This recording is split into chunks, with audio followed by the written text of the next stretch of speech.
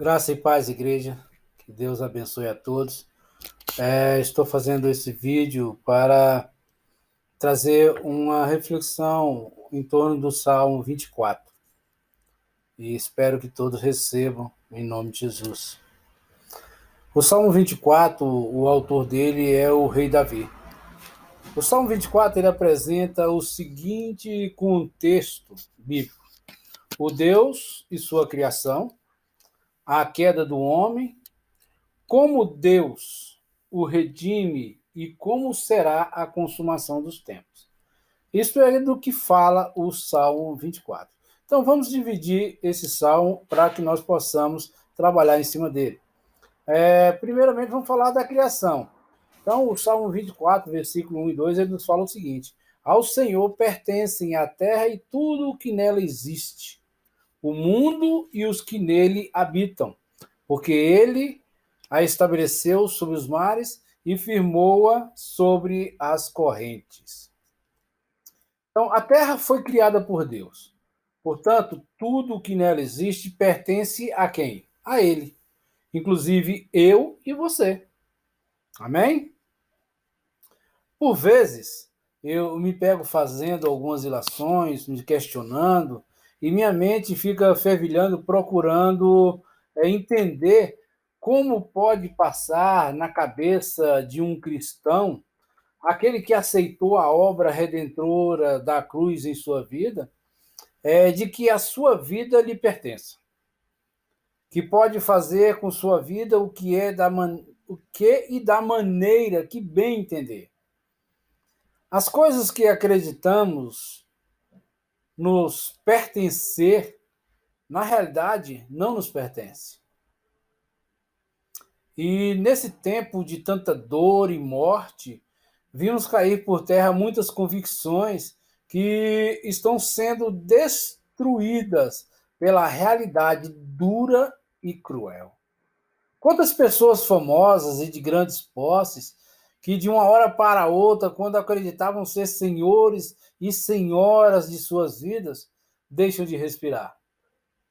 E dentro do engano que vivem, descobrem a triste realidade que os caixões não têm gavetas, para que eles possam levar tudo aquilo que para eles era um tesouro muito precioso.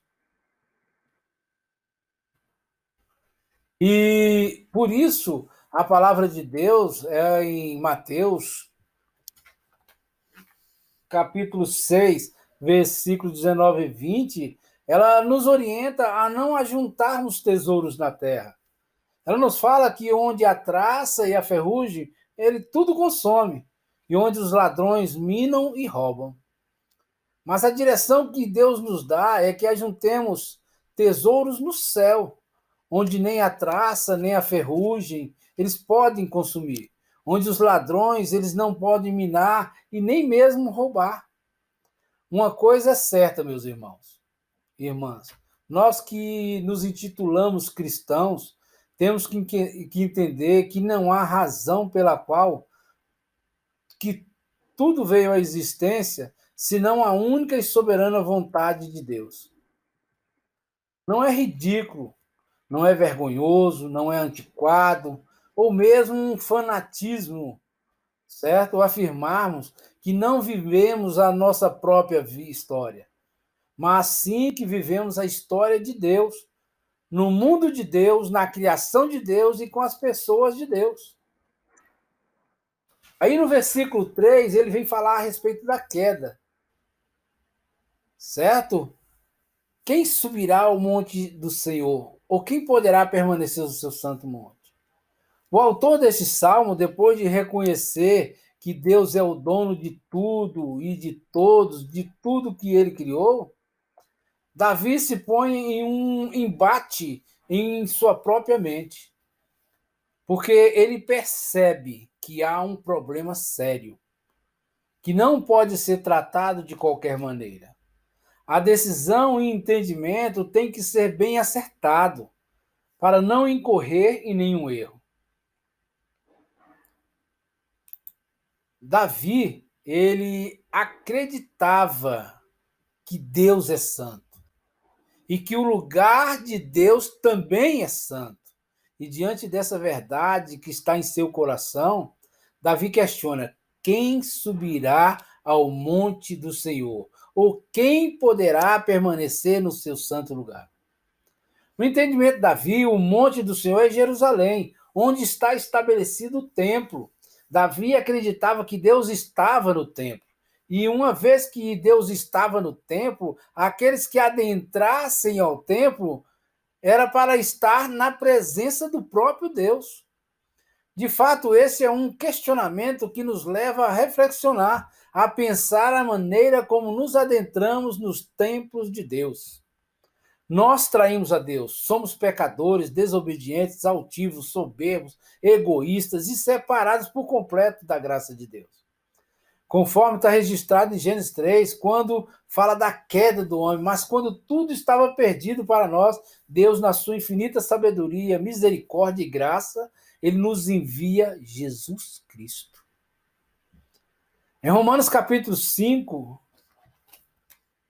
versículo 12, Paulo ele nos afirma, certo, que assim como o pecado entrou no mundo por um só homem, e pelo pecado a morte, assim também a morte passou a todos os homens, pois todos pecaram. Então você é pecador, eu sou pecador, todos nós somos pecadores. E nós pecamos todos os dias. Mas a pergunta ainda permanece: quem poderá permanecer no santo lugar? Aí vem a parte da redenção.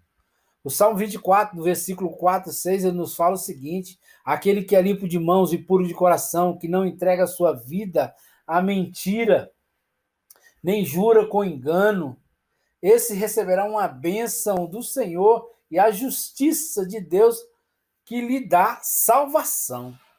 Assim será a geração dos que buscam tua presença, ó Deus de Jacó. E aqui ele faz uma pausa. Ele vai mudar o assunto. Mas nos versículos 4 a 6, vem a resposta que chegou à alma do salmista. E é interessante como são premiados aqueles que são limpos de coração, com a própria presença de Deus. Os limpos de coração aqui não são aqueles que se autopurificaram, mas são os que são purificados e têm o seu coração transformado, assim como está previsto ali na profecia de Ezequiel, no capítulo 36, dos versículos 25 a 27. E ali ele nos fala o seguinte: então aspergirei água pura sobre vós, e ficareis purificados. Eu vos purificarei de todas as vossas impurezas e de todos os vossos ídolos. Também vos darei um coração novo e porei um espírito novo dentro de vós. Tirarei de vós o coração de pedra e vos darei um coração de carne. Também porei o meu espírito dentro de vós e farei com que andeis nos meus estatutos e obedecereis os meus mandamentos e os praticareis. Perceba, amado, que é uma ação externa que vai transformar um coração de pedra em um coração de carne. Limpos de mãos e puros de coração são aqueles que o Senhor prepara para que estejam diante de si. É Deus quem regenera, é Deus quem salva, é Deus quem coloca as condições de participarem da sua presença. Mas Deus não apenas salva e prepara. É surpreendente que neste salmo seja inserido a imputação de justiça. E olha só, e a justiça de Deus que lhe dá a salvação. Quem é o Deus que nos dá a salvação? É isso mesmo, Jesus Cristo. Jesus Cristo é o Deus que nos dá a salvação. Em Mateus capítulo 1, 21, nos fala: ele dará à luz um filho, a quem darás o nome de Jesus, porque ele salvará seu próprio povo dos seus pecados. Aqueles que buscam o Senhor são os que foram purificados, regenerados e salvos pela graça, e somente pela graça.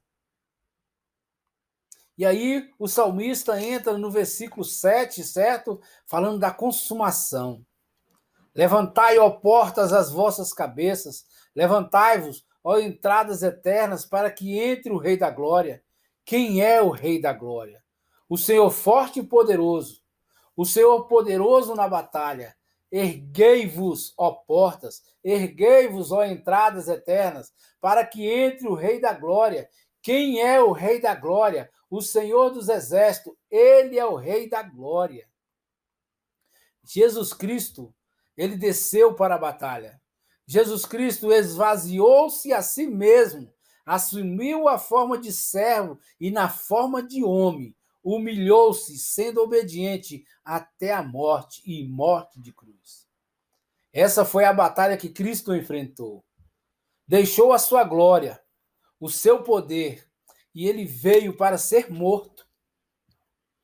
Por essa obra completa, em Filipenses capítulo 2, versículo 9 nos diz: Deus também o exaltou como soberania e lhe deu o nome que está acima de todo nome, para que o nome dele, de Jesus, se dobre todo o joelho dos que estão nos céus, na terra e debaixo da terra. É todos, todos, todos irão dobrar os seus joelhos. O Salmo 24:7 narra o retorno em glória do Salvador, Jesus Cristo.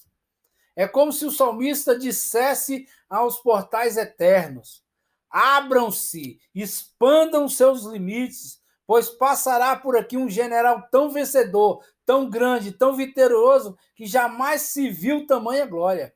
Quem entra agora por esses portais é o Rei da Glória.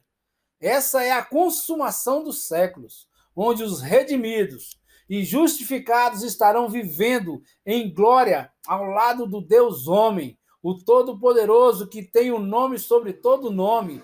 Agora sim, pela obra de Cristo, podemos habitar o santo lugar das glórias a Deus. Temos que dar glória a Deus nesse lugar. O Criador dos céus e da terra, Jesus Cristo, é o Rei da Glória.